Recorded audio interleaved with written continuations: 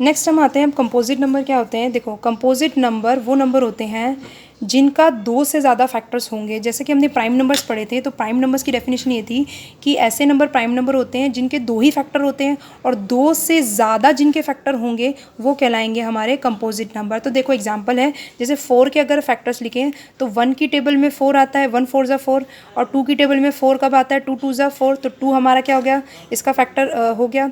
अब लास्ट क्या है, 3 की टेबल में 4 नहीं आता है, 4 की टेबल में 4 1 ज़ा 4, तो 4 हमारा इसका फैक्टर हो गया। तो देखिए आपको एक चीज़ समझनी होगी कि ये जो नंबर है इसका खुद का फैक्टर होता है, यानी कि ये नंबर इटसेल्फ इसका फैक्टर होगा। तो क्लियर है। तो दो से ज़्यादा फैक्टर हैं, आप खुद देखोगे यहाँ पे कितने फैक्टर है, दो से ज़्यादा है 3 है, यहाँ पे आपका 4 है, यहाँ पे आपके 3 है। तो जहाँ पे भी दो से ज़्यादा फैक्टर आपको मिलेंगे वो नंबर कंपोजिट नंबर होंगे। क्लियर है। अब आगे बढ़ते हैं। कुछ नोट पॉइंट हमको ध्यान रखना है कि 1 जो है वो नाइदर प्राइम है और नॉर कंपोजिट है, यानी कि 1 जो है वो ना तो प्राइम है और ना ही कंपोजिट है।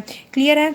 ये क्यों है, क्योंकि देखिए 1 जो है अगर उसके आप फैक्टर्स लिखोगे तो क्या हो जाएगा, 1 जो है वो किसकी टेबल में आएगा, किसी की टेबल में आता है क्या, नहीं, 1 सिर्फ खुद की टेबल में आता है। क्लियर है। तो 1 सिर्फ खुद की टेबल में ही आता है। तो इसीलिए इसका क्या है, क्योंकि अगर प्राइम नंबर होता तो इसके मिनिमम 2 फैक्टर्स होने चाहिए थे, बट अभी तो एक ही है। कंपोजिट होता तो 2 से ज़्यादा होने चाहिए, तो इसीलिए हमारा जो 1 है वो नाइदर प्राइम है और नॉर कंपोजिट है। फिर आता है सबसे लोएस्ट प्राइम नंबर कौन सा होता है, सबसे छोटा प्राइम नंबर कौन सा होता है, 2 होता है। क्योंकि देखो आपका जो है 1 जो है वो तो ना ही प्राइम है ना ही आपका कंपोजिट है। 1 के बाद 2 नंबर को चेक करो कि ये प्राइम है कि नहीं, तो 2 के फैक्टर्स कितने आते हैं, 1 और 2। फिर 3 क्या है, 3 हमारा प्राइम है, हाँ प्राइम है। क्यों, 3 किसकी टेबल में आता है, पहले तो 2 के फैक्टर्स लिखो। 2 के फैक्टर्स क्या होते हैं, 1 की टेबल में आता है और 2 की टेबल में ही आता है, और 3 जो है वो भी 1 की टेबल में ही आता है और सिर्फ खुद की 3 की टेबल में ही आता है।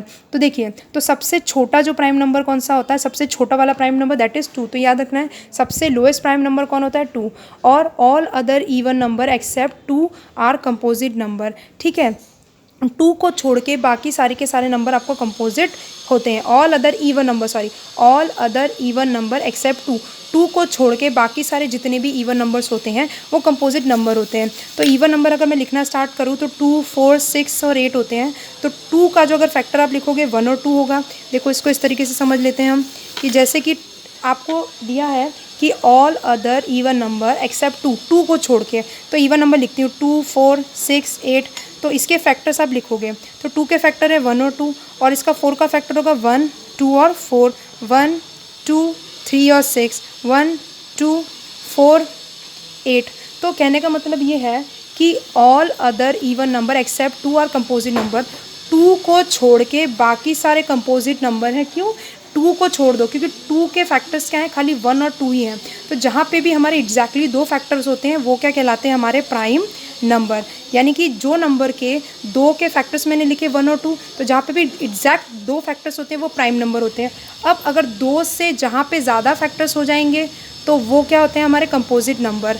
और देखिए 2 4 6 8 क्या है, इवन नंबर। तो जितने भी इवन नंबर अगर मैं लिखती जाऊँ उसके अंदर 2 को छोड़ दो, 2 प्राइम नंबर है, और बाकी सारे के सारे जितने भी इवन नंबर होंगे वो आपके क्या होंगे, कंपोजिट नंबर्स होंगे।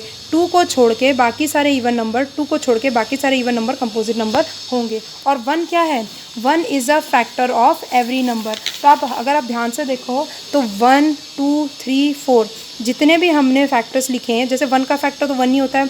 2 किसकी टेबल में आता है, 1 की टेबल में, 2 की टेबल में, 3 किसकी टेबल में आता है, 1 और 3, 4 किसकी टेबल में आता है।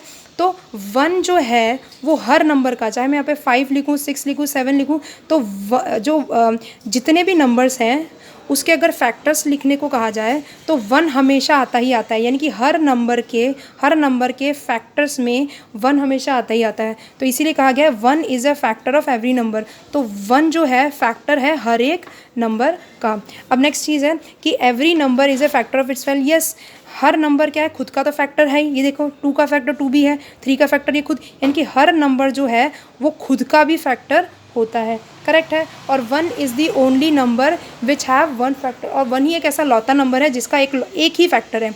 तो 1 एक ही ऐसा नंबर है जिसका खुद का एक ही फैक्टर है। क्लियर है।